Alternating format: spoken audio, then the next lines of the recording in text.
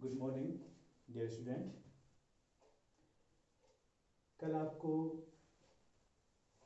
वास्तविक संख्या के संबंध में जो एल्गोरिथम थी और जो प्रमेयिका थी वो दोनों आपको बता दी गई थी। उसके बाद आपसे जो है कुछ क्वेश्चन करने के लिए कहा था और उसके बिहाफ पे आई होप कि आपने जो है एक्सरसाइज 1.1 का जो पहला क्वेश्चन जिसके 3 पार्ट तो आपने कर लिए होंगे।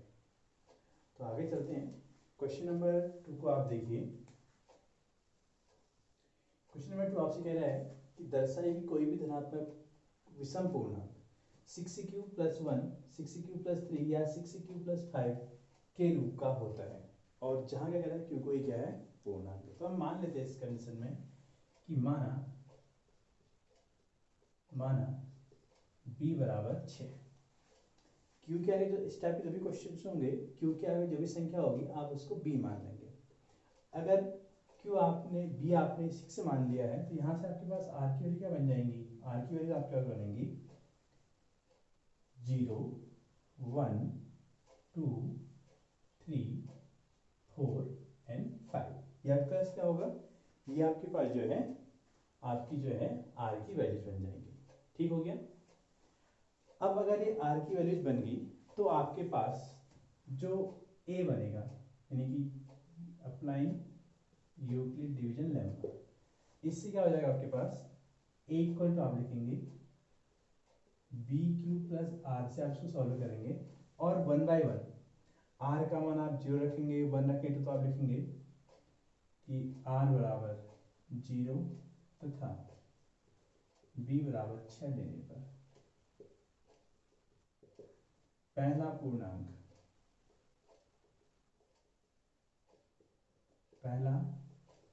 क्या हो जाएगा आपके पास, a के प्लेस पे ही रहेगा, इसको आप a1 कह सकते हैं, बराबर b के प्लेस पे आपका 6 आ जाएगा, q प्लस r के प्लेस पे आप 0 लिखेंगे तो देखिए ये बन जाएगा हमारे पास 6q। ऐसे ही अब r = 1 तथा b = 6 लेने पर तो आपके पास जो दूसरा पूर्णांक a2 बनेगा, a2 क्या बन जाएगा आपके पास, a2 आपका बन जाएगा 6q + 1। ठीक हो गया। आगे बात सुनना, कुछ नहीं किया हमने, b की जगह पे जो है 6 रख दिया और r की जगह पहले 0 रखा, अब r की जगह पे हम जो है 1 रख रहे हैं। इसी प्रकार लिख देते हैं, इसी प्रकार मतलब अगला स्टेप आपके पास होगा r = 2 तथा b = 6 लेने पर जब अगला टर्म में क्या बन जाएगा a3 बन जाएगा। a3 में कितना जाएगा आपके पास 6q + 2 और ऐसे ही अगला a4 कितना जाएगा आपके पास 6q + 3। a5 कितना जाएगा आपके पास 6q + 4 और a6 कितना जाएगा आपके पास, ये आपका हो जाएगा 6q + 5। ये आपके पास क्या हो जाएंगे पूर्णांक बन के आगे। पहला पूर्णांक बना 6q, दूसरा बना 6q + 1, तीसरा बना 6q + 2, चौथा बना आपके पास 6q + 3, पांचवा बना 6q + 4 और छठा बना आपके पास 6q + 5। अब आपसे क्वेश्चन क्या कह रहा है, ये कह रहा है कि जब कोई भी धनात्मक पूर्णांक कह रहा है यानी कि विषम पूर्णांक कह रहा है 6q + 1, 6q + 3, 6q + 5 के रूप का होता है। अब यहाँ पर आपका कितने हैं 6 पूर्णांक है, इनमें से कौन कौन से कह रहा है 6q + 1, 6q + 3 और 6q + 5 क्या है कह रहा है, ये आपके पास विषम पूर्णांक कह रहे हैं। तो इसके लिए आप क्या करेंगे, आपको कुछ नहीं करना है, आप जो है मैं इरेज कर रहा हूँ यहाँ पर को थोड़ा, ठीक है, यहाँ पर नोट कर लिया होगा, इसको आप नोट कर लीजिएगा, ठीक है। चलो थोड़ी देर में यहाँ पर कर लेते हैं, इधर कर रहा हूँ इसके नीचे। तो देखो जो 6q नंबर है इसमें क्या है 6 तो क्या है अपने आप में एक सम संख्या है। अब q की वैल्यू कुछ भी हो, q की वैल्यू चाहे q का मान चाहे विषम हो, q का मान चाहे सम हो, अगर किसी भी सम संख्या को हम सम संख्या से गुणा करते हैं तो भी सम संख्या मिलती है, विषम संख्या को हम सम संख्या से गुणा करते हैं तो भी हमें जो है सम संख्या मिलती है। यानी कि 6q तो क्या हो जाएगा आपके पास हर हाल में यह तो आपके पास एक सम संख्या हो जाएगी, यानी कि यह आपके पास जो है एक प्रकार का सम पूर्णांक हो जाएगा। इतनी बात क्लियर होगी। अब आप क्या जानते हैं, अब आप ये जानते हैं कि अगर हम जो है सम संख्या है सम संख्या में अगर हम जो है सम संख्या जोड़ते हैं, यानी कि इवन नंबर में अगर हम इवन नंबर ऐड करते हैं तो हमें जो इसका सम मिलता है वह क्या मिलता है, हमें सम संख्या ही मिलता है। क्लियर।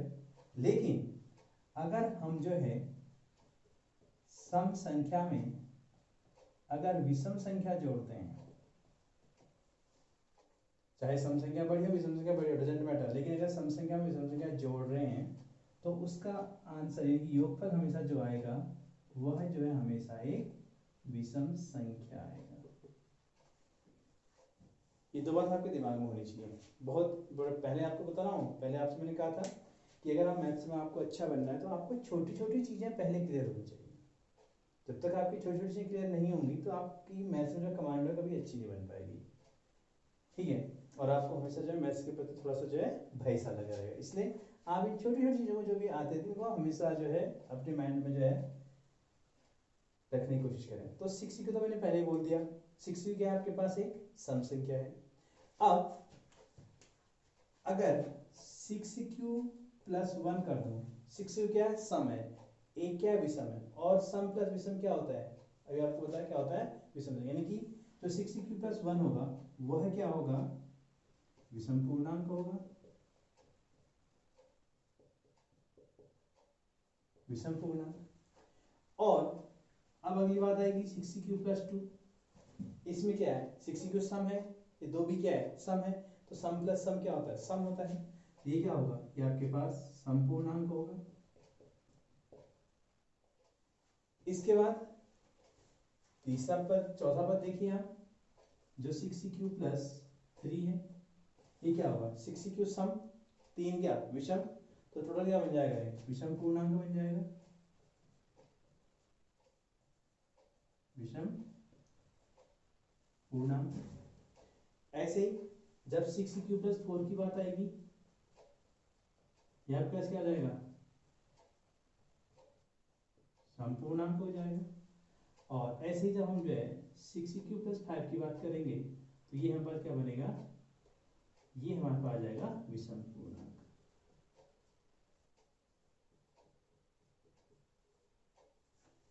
तो आई होप ये क्वेश्चन आपको समझ में आया होगा। ये सारी चीजें हमने करी, a1 a2 a3 a4 निकाला। इसके बाद हमने ये समझने की कोशिश करी कि 6q जो है क्या है, किस प्रकार से एक सम संख्या है, संपूर्णांक किस प्रकार से होगा। तो आपको पता है कि 6 एक सम संख्या है और q का मान आप कुछ भी हो, चाहे सम हो विषम हो, तो हमेशा ये जो है संपूर्णांक ही बनेगा। अब अगर सम में विषम जोड़ेंगे तो विषम बनेगा, सम में सम जोड़ेंगे तो सम बनेगा। तो इस प्रकार से हम कह सकते हैं कि अगर कोई भी धनात्मक पूर्णांक है, अगर वो इस रूप का है 6q प्लस 1 6q प्लस 3 कोई भी है, तो उस हमेशा उसमें क्या होगा, 6q plus 1 6q plus 3 6q plus 5 6q plus 7 या 6q प्लस 9 कह दे, ये सब हमारे पास क्या आ जाएंगे, धनात्मक विषम पूर्णांक हो जाएंगे। ठीक है, तो आप यहाँ पर लिख भी देंगे, अतः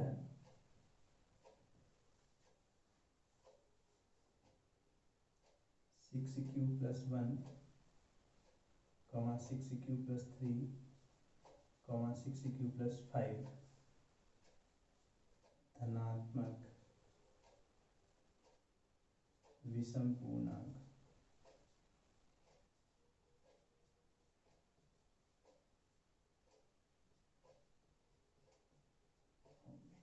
ये आपका जो है आंसर रहेगा इसका। यहाँ पर इसको आप जो इसका हल लिख लीजिए। ठीक है, अगली बात सुनना, ये आपका पहला क्वेश्चन, दूसरा क्वेश्चन हो गया, पहला क्वेश्चन आपने कर लिया। अब तीसरे क्वेश्चन आपने क्या करना है, तीसरे क्वेश्चन में आपके 216 और 32 का एचसीएफ निकाल देना है। इन दोनों का एचसीएफ निकालेंगे आप, और यही यूक्लिड डिवीजन एल्गोरिथम हेल्प से आप निकालेंगे, और वही जो आएगा वो आपका जो है क्या होगा, आंसर होगा। ठीक है, अब मैं आपको जो है चौथा क्वेश्चन समझा रहा हूँ।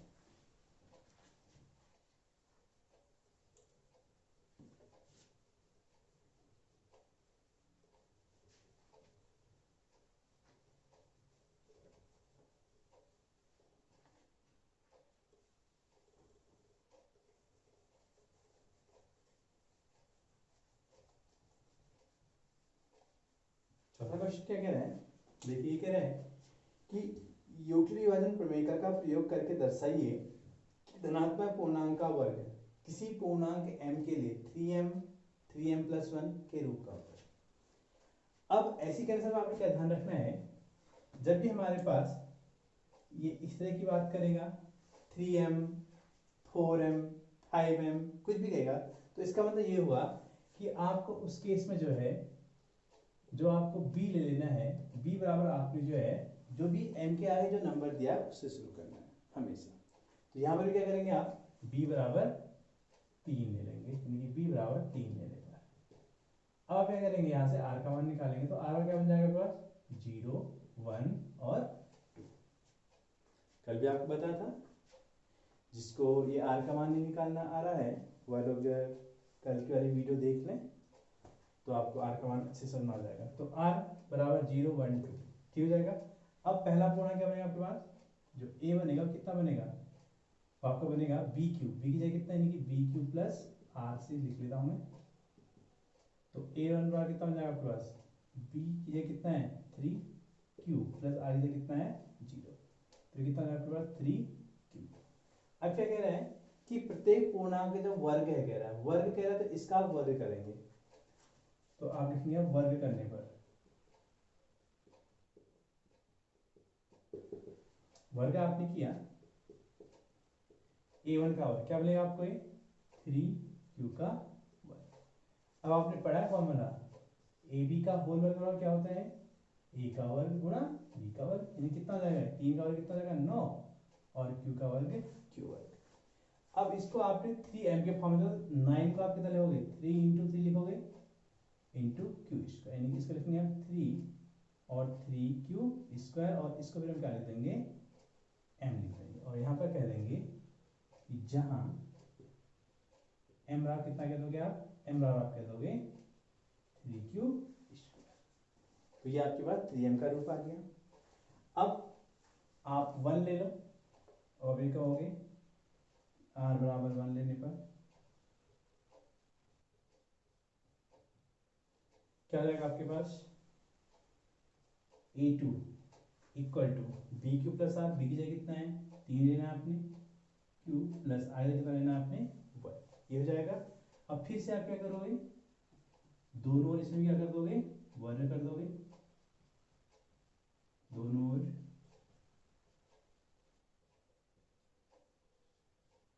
वर्ग करने पर, ठीक है। दोनों ओर आप वर्ग करोगे, तो वर्ग करने पर आपको क्या मिल जाएगा, ये a2 का स्क्वायर आपको मिलेगा, ये 3q प्लस 1 का होल स्क्वायर। अब इसको आप a प्लस बी के होल स्क्वायर से ओपन करेंगे, आपको आता होगा, नहीं आता है तो देख लीजिए, सूत्र आपको सभी याद है, जो आपको पहले कह चुका हूँ कि फॉर्मूले जितने भी 9th क्लास में आपके आ चुके हैं, आपको सारे सूत्र जो है याद होने चाहिए। ये होता है आपके पास a square plus 2ab plus b square, ठीक हो गया। अब यहाँ देखिए, तो आपके पास हो जाएगा ये a2 का स्क्वायर बराबर a स्क्वायर यानी कि 9q स्क्वायर प्लस 2ab 3 दूनी 6 q प्लस b स्क्वायर यानी कि 1 का स्क्वायर 1 हो जाएगा। तो कैसा फॉर्मेट दिखाना है इसको आपने, 3m प्लस 1, तो 1 को तो आप साइड रखेंगे, और बाकी इसमें आप देखें क्या कॉमन है, 3 कॉमन है, और 3 को ही आपने बाहर लेना है, बाकी कितना बचा आपके पास है 3q square plus 2q plus 1। इसमें आप बोल देंगे, इस पूरे को आप जो यहाँ पे क्या कह देंगे m कह देंगे, तो ये जाएगा आपके पास 3m प्लस 1। यानी कि कहने का मतलब ये है कि इस टाइप क्वेश्चन में आपके पास जो m होगा वह जो है वेरी करता चला जाएगा, यहाँ पर m की वैल्यू कुछ और होगी और यहाँ पर आप m की वैल्यू कुछ और होगी। आप लिख लेंगे जहाँ m बराबर 3, m बराबर जाएगा हमारे पास 3q स्क्वायर प्लस 2q, ये हमारे पास जो यहाँ पे क्या हो जाएगा m का मान, तो आप लिख लेंगे फिर। अतः किसी धनात्मक पूर्णांक का जो वर्ग होता है वह किसी पूर्णांक m के लिए 3m या 3m प्लस 1 के रूप का होता है। ये आपके पास चौथा क्वेश्चन हो गया। अब पांचवें क्वेश्चन में देखिए आपको क्या करना है, आपने खुद ही हल करना है।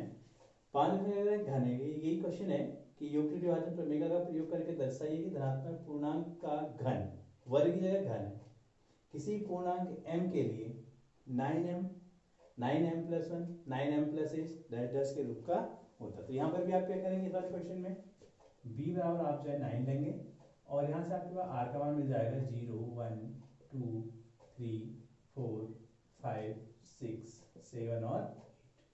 फिर यही प्रोसेस आप करेंगे और इसको आप 1 2 तक गिनेंगे, 2 का क्यूब में 8 मिल जाएगा, तो आप इसको 0 1 और 2 के लिए कीजिए, ठीक हो जाएगा। तीनों के लिए आप सिर्फ 3 नंबर के लिए इसको आप कीजिए, 0 के लिए 1 के लिए और 2 के लिए, यानी कि r का मान 0 r का मान 1 और r का मान 2, तो ऑटोमेटिकली आपको जो है ये 1 और ये 8 का फॉर्म जो है मिल जाएगा। इसमें फॉर्मूला आएगा आपके पास होल क्यूब का, यानी कि a प्लस b के होल क्यूब का फॉर्मूला लगेगा, वो मैं आपको बता रहा हूँ, वैसे आपको आना चाहिए। ये होता है आपके पास a cube plus b cube plus 3a square b plus 3ab square.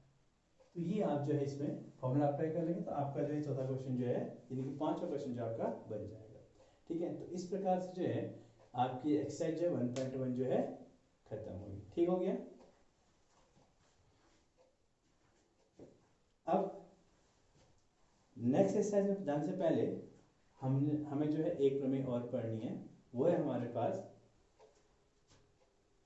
अंकगणित की आधारभूत प्रमेय। ठीक है, फंडामेंटल थ्योरम ऑफ अरिथमेटिक। ठीक,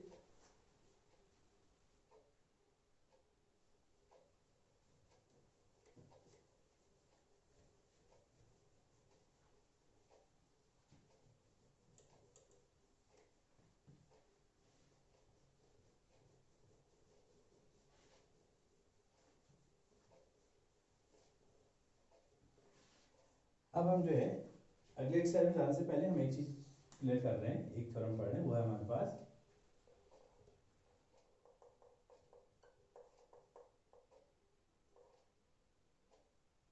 अंकगणित की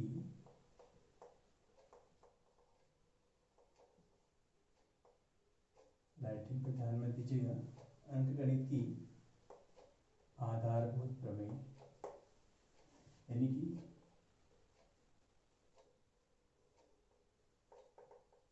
फंडामेंटल थ्योरम ऑफ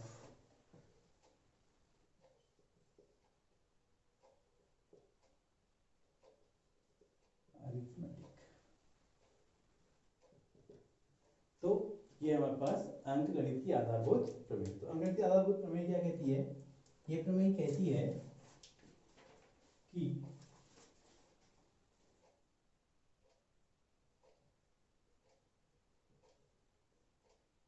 किसी भी भाज्य संख्या को, किसी भी भाज्य संख्या को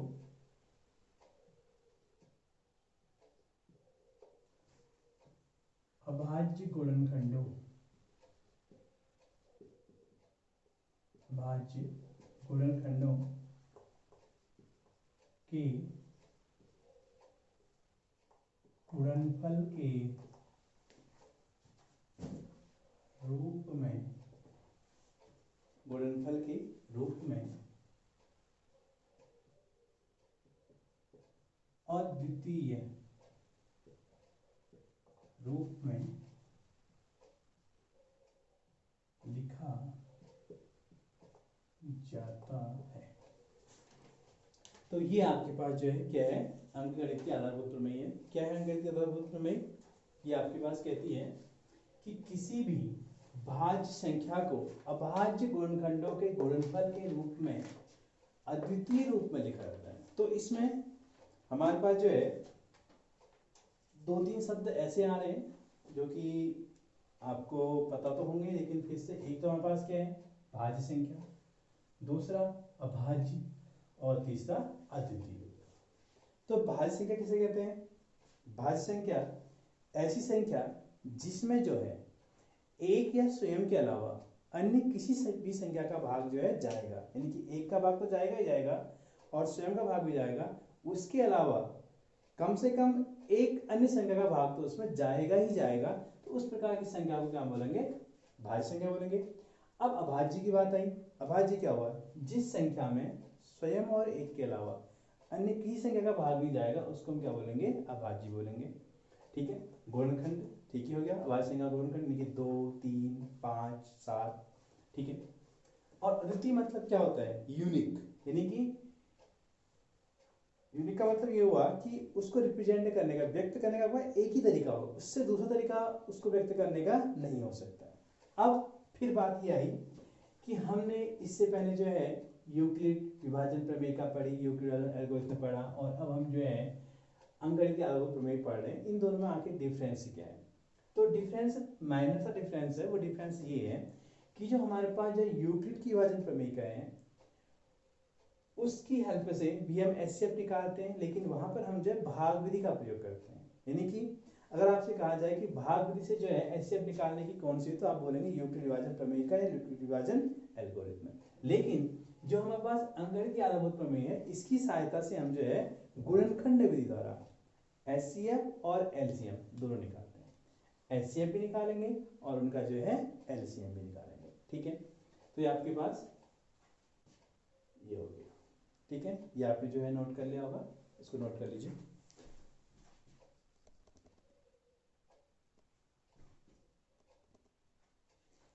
आई होप उतार लिया होगा आपने।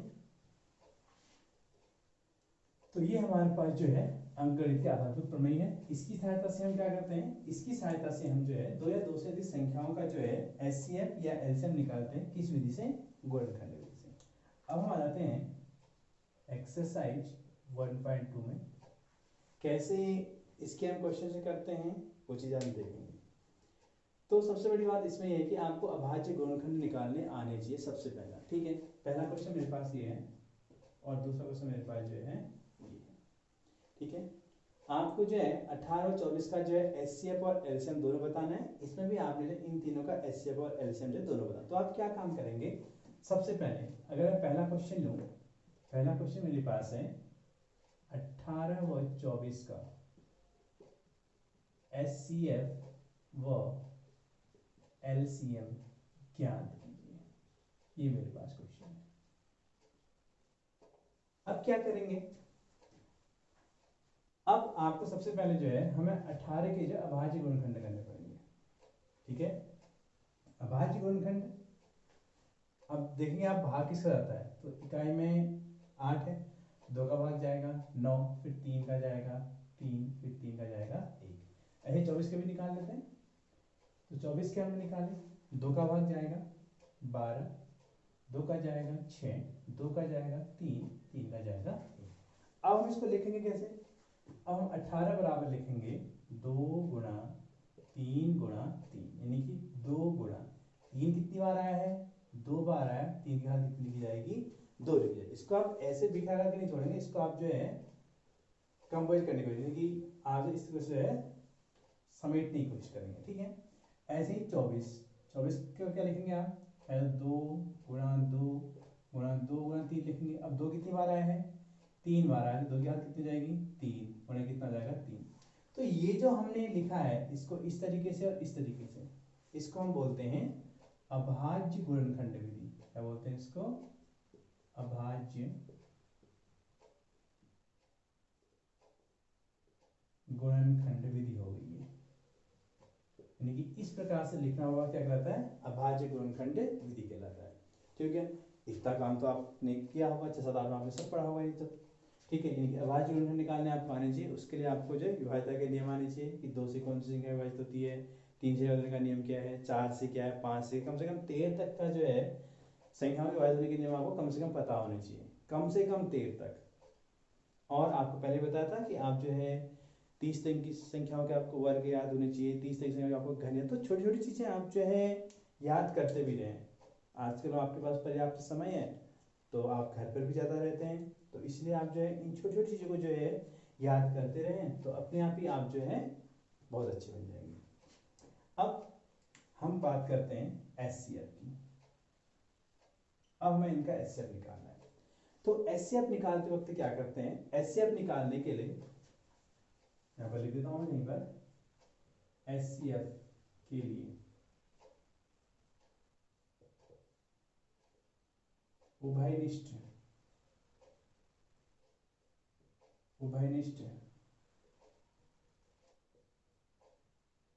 अंकों की न्यूनतम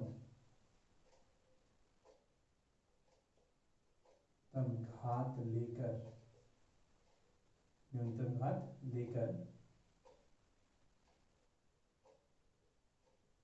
उनका गुणनफल करता है। ठीक हो गया। अब देखो इसमें हमें देखना है कॉमन नंबर कौन को। देखो दो यहाँ भी है, दो यहाँ भी है, यानी कि 18 गुणनखंड में भी दो है और 24 गुणनखंड में भी दो है, तो हमने एक दो लिख लिया।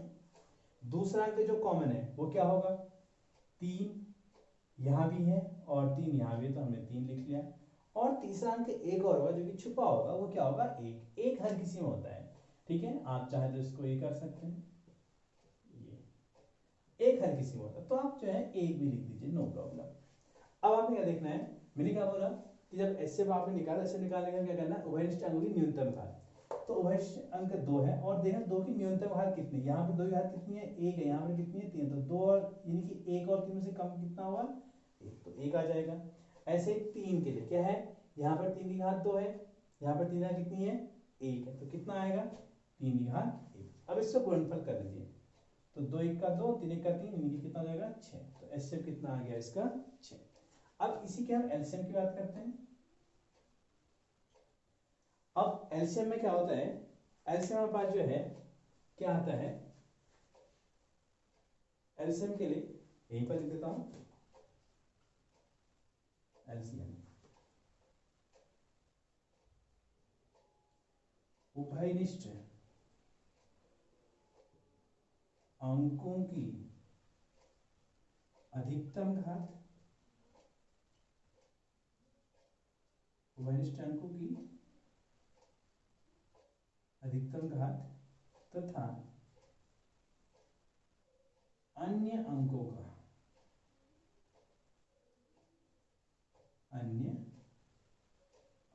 का क्या लिखेंगे आप, गुणनफल। ये कैसे निकालेंगे, उभयनिष्ठ जो अंक हैं उनकी तो अधिकतम घात आएगी और जो शेष जो अंक होंगे उन अंकों का भी क्या करेंगे, उसके साथ आप जो है गुणनफल करेंगे। ठीक है, देखते हैं कैसे। देखो उभयनिष्ठ अंक कितना है, इसमें यानी कि 2 था, ठीक ही हो गया, और क्या था, 3 था, और मैंने बोला था 1 तो सब में होगा। अब अधिकतम घात कितनी, देखो 2 की अधिकतम घात कितनी, यहाँ पर 1 है, यहाँ पर 3 है, 2 की अधिकतम घात कितनी हुई, 3 हुई। और 3 की अधिकतम घात देखिए, यहाँ पर 3 की अधिकतम घात कितनी है, 2 है, तो ये आ गया। अब कितना हुआ हल, 2 की घात 3 का मतलब कितना हुआ, 8 हुआ, 3 2 मतलब कितना हुआ, 9 हुआ, एक देखो तो 9 8 72। तो एलसीएम कितना है आपके पास, 72 आ गया, और एचसीएफ कितना है आपके पास 6। तो ये कौन सी विधि हुई, ये भी हमारे पास गुणनखंड विधि, और ये किसके द्वारा, ये आती है अंकगणित की आधारभूत प्रमेय। ठीक है, तो इस तरीके से हम जो है अगर 2 या 2 से अधिक नंबर है तो उनका एचसीएफ और उनका हम जो है एलसीएम निकालते हैं। एक क्वेश्चन और बता रहा हूं,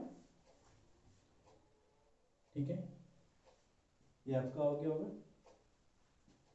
तो अगले क्वेश्चन के लिए क्या आपके पास 12 15 और 21 कह रहे हैं, दूसरा क्वेश्चन, यानी आप नोट कर लीजिएगा, आपको अगर दिक्कत होगा वीडियो पॉज करके जो इसको जो है नोट कर लीजिएगा। ठीक, मैंने आपसे कल बोला था अगर आपको दिक्कत होती है तो आप जो है कमेंट में आप जो है बता सकते हैं, या आप जो है पर्सनली भी मैसेज करके आप बोल सकते हैं कि यहाँ पर इस क्वेश्चन में दिक्कत है, इस क्वेश्चन को दोबारा बता दिए, तो आपको जो क्वेश्चन जो है दोबारा बता दिया जाएगा। और दूसरा क्वेश्चन हमारे पास है 12 15 वो 21 का आपको जो है एचसीएफ और एलसीएम आपको जो है दोनों बताने हैं। ठीक, तो पहले काम वही करेंगे हम, 12 15 और 21 का हम क्या करेंगे, अभाज्य गुणनखंड निकाल लेंगे।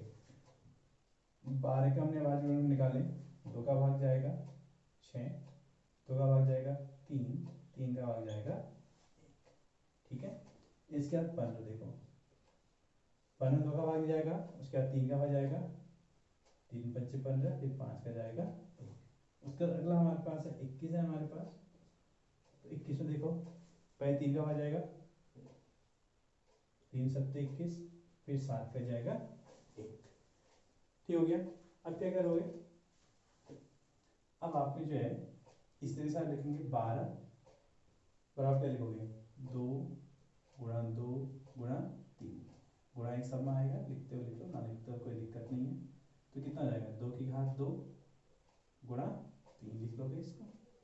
अच्छा अगला आपके पास कितना है 15, 15 कितना लिखेंगे आप 3 गुणा 5, सब एक एक बार आया तो ये ऐसा ही लिखा जाएगा। 21 आकर 3 गुणा 7, ये भी एक बार आया तो एक एक बार लिखा जाएगा। अब बात आती है एचसीएफ की। तो एचसीएफ में आपसे क्या बोला था, एचसीएफ में आपसे कहा गया था कि सिर्फ आपको जो है जो कॉमन डिजिट्स हैं वो आपको लिखने हैं, यानी कि आपको जो उभयनिष्ठ अंक ही लेते हैं। तो उभयनिष्ठ अंक मतलब जो सब में हो। अब देखिए 2 यहाँ है, यहाँ नहीं है, यहाँ नहीं है तो नहीं लिखेंगे हम। 3 यहाँ है, यहाँ है, यहाँ है तो हम 3 को लिख देंगे। अब दूसरा 5 यहाँ है, यहाँ नहीं है, यहाँ नहीं तो नहीं लिखेंगे। 7 यहाँ है, यहाँ नहीं है, यहाँ नहीं है तो 7 को भी हम नहीं लिखेंगे। अब 3 तो हमने लिख दिया। अब हम देखेंगे 3 की सबसे कम घात कितनी है। तो यहाँ पे 3 की घात 1 है, यहाँ पर भी 1 है, तो 3 की घात 1 ही हमारे पास होगा, यानी कि इस तरह से कितना आएगा 3 हमारे पास क्या आ जाएगा, ये एचसीएफ आ जाएगा। ये हो गया। अब बात आती है हमारे पास एलसीएम की। एलसीएम में आपसे क्या बोला गया था कि जो कॉमन नंबर है, यानी कि जो उभयनिष्ठ अंक है, उभयनिष्ठ अंक तो आएंगे, उभयनिष्ठ अंक कितना था 3 था, और अधिकतम घात कितनी थी इस 3 की 1 ही है, गुणा बाकी जो नंबर आपके पास बच रहे हैं, 2 की घात 2 बच रहे हैं तो 2 की घात 2 भी आ जाएगा, गुणा ये 5 और गुणा आपके पास 7 हो जाएगा। अब देखिए 3 गुणा 2 दूनी 4 गुणा 5 गुणा 7। अब जब आप गुणा कर रहे होते हो, आप अक्सर क्या करते हैं, आप पहले चाहते हैं बार करेंगे, फिर बाद में आपके पास जो है कितना जाएगा 60 जाएगा, 60 हो सकता है आपको दिक्कत हो जाए, कभी कभी तो क्या सिंपल हो रहा है, लेकिन कभी कभी तो आप ऐसे अंक लें जिनका गुणा आपको थोड़ा सा इजी लगे। आपको पता है कि 7 और 3 का गुणा आप इजी कोई वजह कर सकते हैं, तो आपने 7 कितना लिख लिया 21 लिख लिया, गुणा 5 को आपने कितना लिख लिया 20 लिख लिया। अब क्या हो जाएगा शून्य का शून्य और 1 की दूनी कितना होता है भैया, आपका जो एलसीएम है कितना आ जाएगा 420 आ जाएगा। तो इस प्रकार से आप जो है किन्हीं 2 या 2 से अधिक संख्याओं का जो है एचसीएम और एलसीएम जो है गुणनखंड विधि से आप जो है निकाल, इसको बोलते हैं अभाज्य गुणनखंड विधि। ठीक है, अभाज्य गुणनखंड विधि से आप जो है एचसीएम और एलसीएम आप जो है निकाल सकते हैं। तो इसके भी आप पे आपका जो 1 पॉइंट का पहला और दूसरा क्वेश्चन है वो आपका जब बन जाना चाहिए। ठीक है, नोट कीजिए। अब हम बात करते हैं, ये लास्ट टॉपिक होगा आज का हमारा,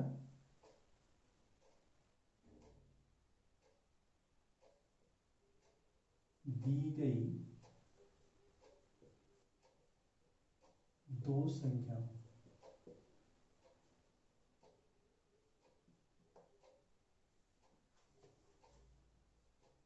के गुणनफल कॉमा एचसीएम तथा एलसीएम में संबंध क्या हो जाएगा।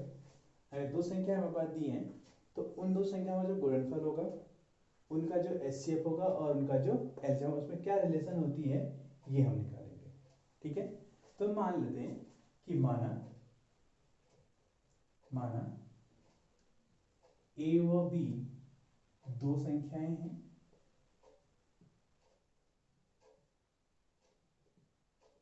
दो संख्याएं हैं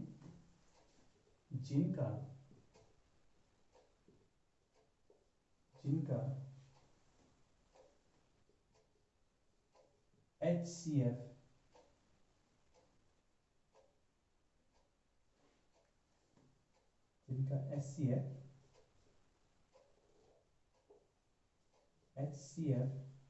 ए बी तथा एलसीएम ए बी है, तो इनमें संबंध क्या होता है, पहली संख्या, ये आपको याद रखना बहुत जरूरी है, पहली संख्या गुणा दूसरी संख्या बराबर HCF गुणा LCM। तो हमारे पास पहली संख्या क्या थी, A थी, दूसरी संख्या क्या थी हमारे पास, B थी, बराबर इन दोनों संख्याओं का HCF क्या था, HCF AB हमने लिया था, और इनका LCM क्या था, LCM AB। तो ये जो है हमारे पास, ये जो है किन्हीं दो संख्याओं के गुणनफल, उनके HCF और उनके LCM में जो संबंध है, देखिए हमारे पास दो संख्या है, उनका गुणनफल जो किसके बराबर होगा, वह जो उन दो संख्याओं का जो भी HCF आएगा और उन दो संख्या जो भी LCM आएगा, इन दोनों गुणनफल करेंगे और इन दोनों गुणनफल करेंगे तो दोनों आपस में क्या आएंगे, बराबर आएंगे। तो यहाँ से आपके कुछ फॉर्मूले और बन जाते हैं। अगर आपको सपोज पहली संख्या निकालनी है, उसमें कोई भी एक संख्या निकालनी है, पहली संख्या देखिए A आपको निकालना है, क्या हो जाएगा आपके पास, फॉर्मूला क्या बन जाएगा, HCF दोनों संख्याओं का गुणा LCM दोनों संख्याओं का बट्टे क्या हो जाएगा आपके पास, दूसरी संख्या क्या हो जाएगा आपके पास, दूसरी संख्या आपके पास B है। ठीक है, अब ऐसे अगर आपको दूसरी संख्या B निकालनी होगी तो क्या हो जाएगी आपके पास, HCF AB गुणा LCM AB बट्टे पहले क्या हो जाएगी आपके पास, A हो जाएगी। अब अगर आपको जो है इन दो संख्याओं का HCF निकालना है, देखिए बाकी और चीज़ आपको दी होंगी, तो क्या हो जाएगा, ये हो जाएगा पहली संख्या गुणा दूसरी संख्या बट्टे LCM ऑफ AB, उन दोनों संख्याओं का LCM। ऐसे ही अगर आपको जो है LCM निकालना होगा तो LCM AB कितना हो जाएगा आपके पास, ये हो जाएगा आपके पास पहली संख्या गुणा दूसरी संख्या बट्टे HCF of both number A and B। तो इस प्रकार से ये आपके पास फॉर्मूले बन गए। मेन फॉर्मूला हमारे पास ये था कि पहली संख्या गुणा दूसरी संख्या बराबर दोनों संख्याओं का HCF गुणा दोनों संख्याओं का LCM। तो इस पर एक सूत्र हमारे पास ये बना पहली संख्या वाला, दूसरा हमारे पास ये बना दूसरी संख्या वाला, तीसरा हमारे पास ये बना और चौथा हमारे पास जो है ये बन के आ गया। इनको आप नोट कर लीजिए और इसके पहला दूसरा क्वेश्चन आप बनाएंगे, तीसरा क्वेश्चन कल आपको बताया जाएगा, लेकिन जिसमें सिद्ध करना है आपको बताया जाएगा, बाकी इसके क्वेश्चन आप आ जाए, बाकी क्वेश्चन जो आपको कल बताएंगे। ठीक है, okay, good bye, take care.